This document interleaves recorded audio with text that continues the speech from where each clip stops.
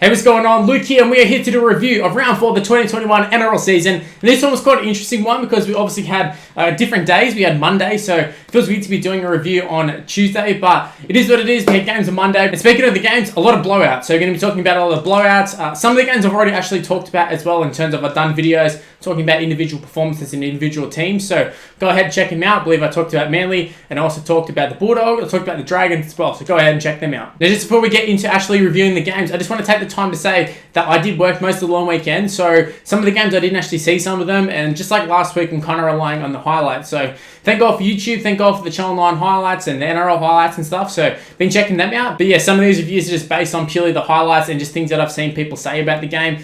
So yeah, just take that into account in terms of if I missed a drop ball or I missed a forward pass or something along the lines of that. So I'm not going to be fully up to scratch in some of the games. With that out of the way, let's get into a game that I did actually watch, and I was watching this one with great attention. It was Manly Warringah Seagulls being defeated by the Penrith Panthers 46-6. An absolute hiding for Manly. I've already talked about this game sort of in more great detail, so go ahead and check that one out. But just a summary of the game is it was pure dominance by Penrith. Look, I thought Matt Burton looked really good in centre. I think Penrith in general just looked really good in this game. It went exactly how you thought it would go. I had a bet in this one, so I was paying attention to this one, and straight away you could just see that Penrith were all over Manly, and obviously the points came. Look, I think a good sign for Penrith is that, look, early in the season, I wasn't sure how they're going to be going because they made the grand final last year, and a lot of teams who made the grand final don't follow it up so well the next year. We've even seen the Storm sort of struggle somewhat despite the result this week, but for the most part, they've sort of been hot and cold, and that's what I thought Penrith were going to be like. However, they find themselves undefeated in 2021.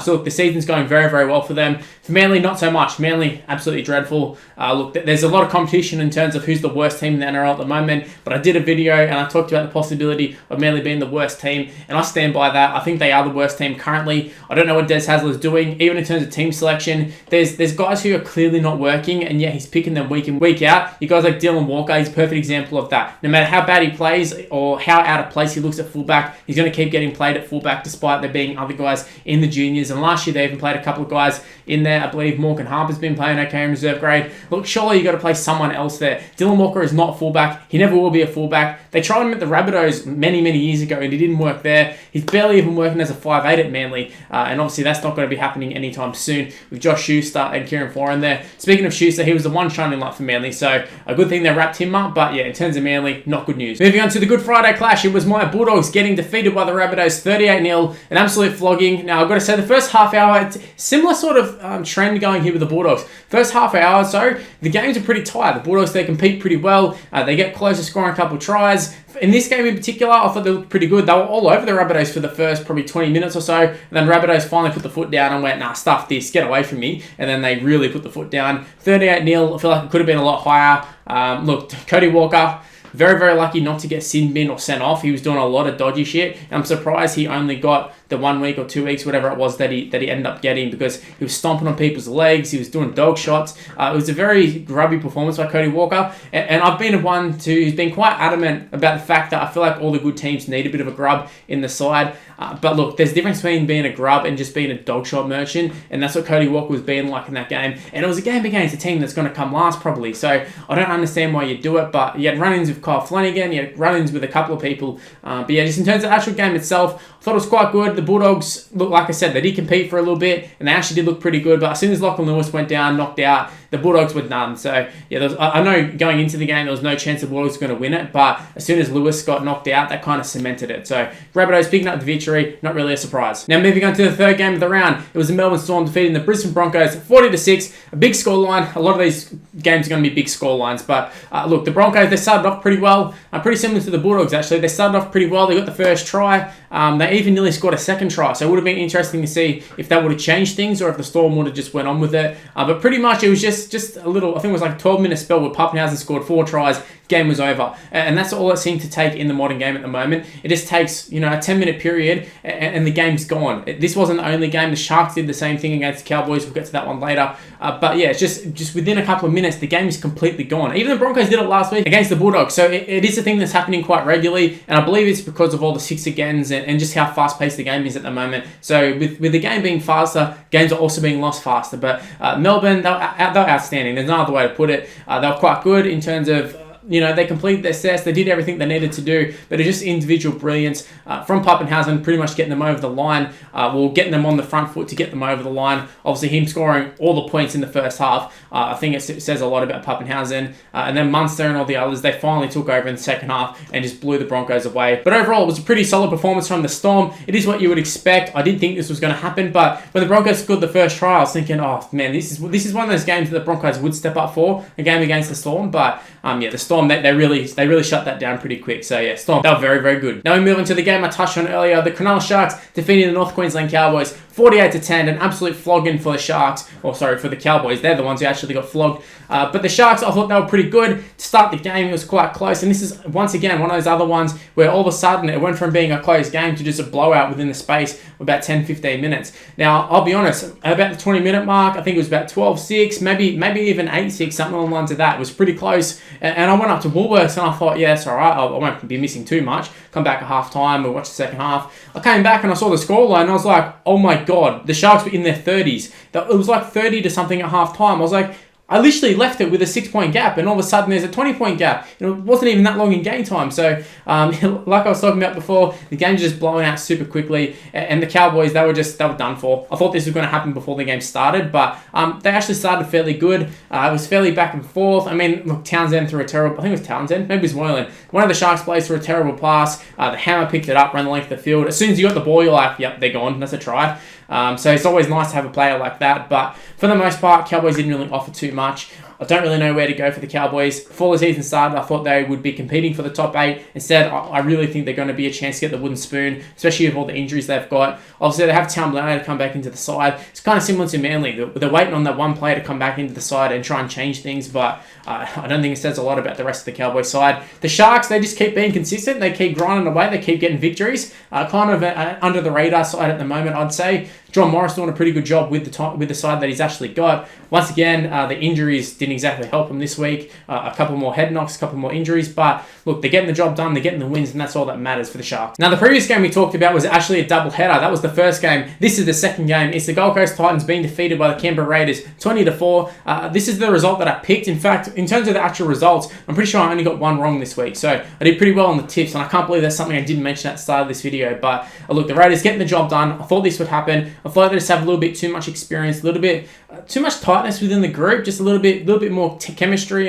and morale around them, whereas Titans, they're still a new side. They've still got a lot of new guys coming in. Also, the fact that the game got moved from home into Sydney. So, look, you take away the home crowd element, and I think that does take a lot out of sides, more than what we'd probably imagine in terms of just the crowd getting behind them, the crowd rallying them, and then you also add in the fact that the Raiders went from having probably no home fans, well, not home fans, but no fans in general, to all of a sudden having like a home fan base there, being able to do all the clap and make it feel like somewhat of a home game for them. So I think that's an interesting element. But yeah, the Raiders, they were too classy, too clinical, and the Titans, look, they actually did create a lot of chances. They probably had the more chances out of the two. Look, there was at least 2 or 3 times where they went over the try line and either the ball got knocked out or they got held up. So there were positive signs for the Titans for sure. Definitely look like a team that can make the 8. They do look like a top 8 side in my opinion. But the Raiders, they showed why they're a top 4 side. They were able to hold on and then eventually go on and get a nice little win there. Wait, not even a little win. Let's say a big win. It's a big win. It was 13 plus. Great win for them. Now we move on to the game that just absolutely killed my multi and killed my perfect round. It's the Newcastle Knights being defeated by the St. George Illawarra Dragons 22-13.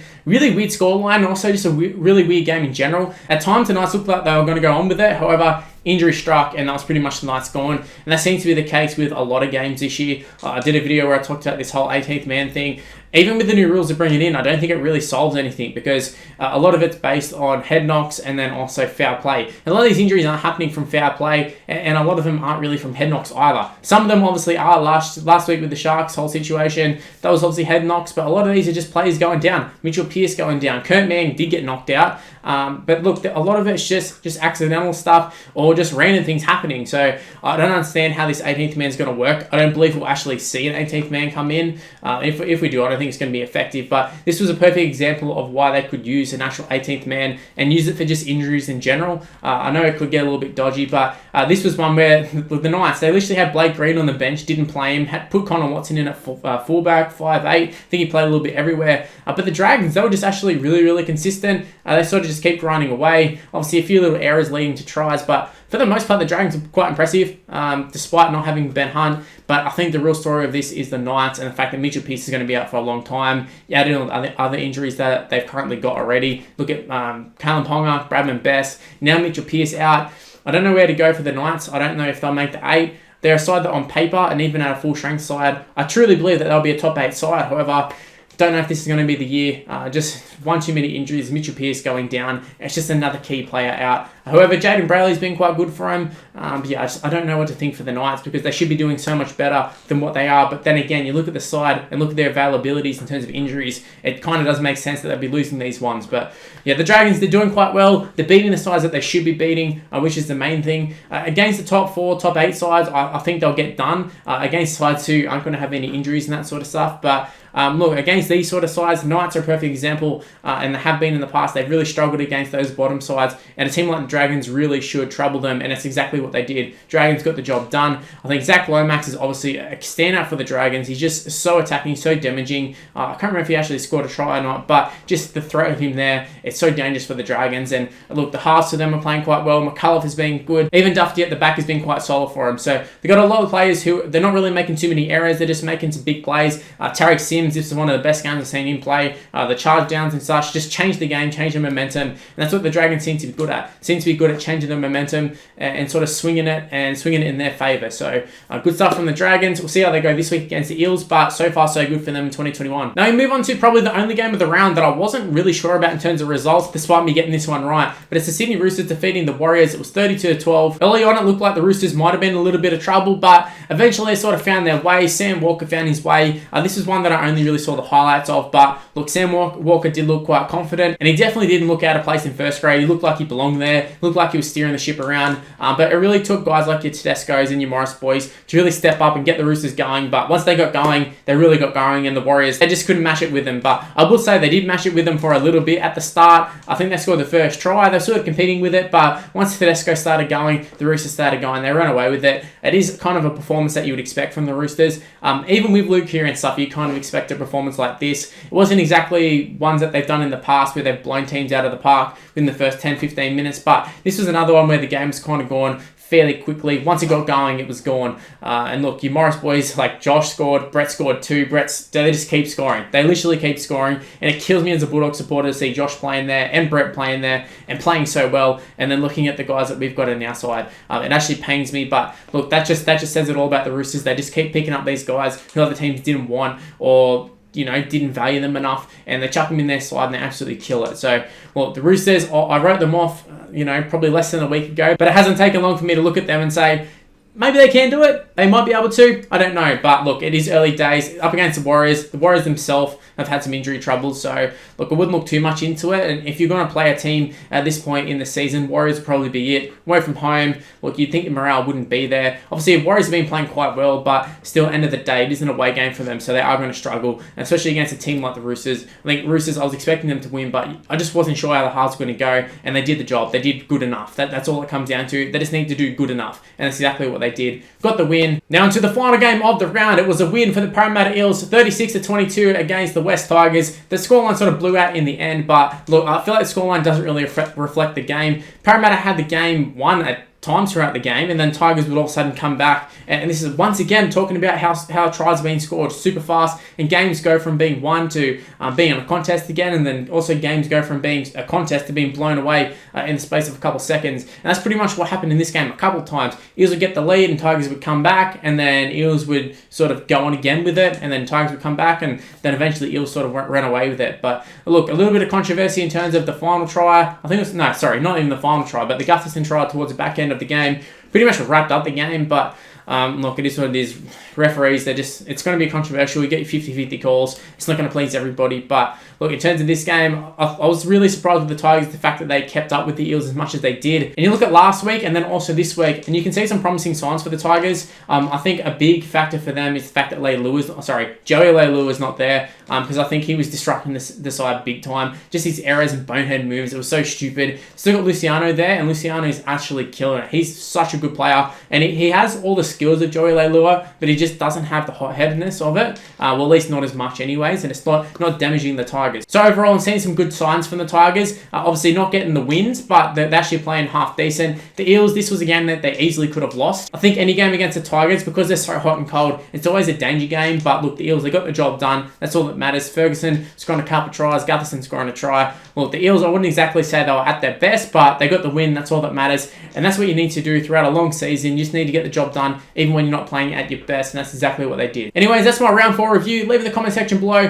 what were your thoughts of the round? Did you enjoy the games? Because I feel like a lot of the games I didn't really enjoy too much. A lot of blowouts, a lot of games that were decided by injuries and such. So leave in the comment section below, what did you think of it? Were there any standouts apart from Pappenhausen? Obviously a standout. But yeah, were there any other guys that I missed that I should have talked about? Let me know in the comment section below. Anyways, if you did happen to enjoy this one, go ahead and leave a like on the video and subscribe to the channel if you're new around here. Obviously, click on the notification bell too. It's what every YouTuber tells you to do, so go ahead and do it for me. Super important in terms of you actually seeing the video, because you know the sub box is quite dodgy, so go ahead and click on the notification bell and turn it on. Also, while you're at it, give me a follow on social media. It's on the screen right now. It's Mr. Luke and YT for the most part. It's just Mr. Luke for Facebook, but everything else is Mr. Luke and YT. So go ahead and give me a follow, give me a like, do all that sort of stuff. But that's how I'm going to end this video. Thanks for watching. Stay tuned for more content on the channel, and I'll see you next time. See yous!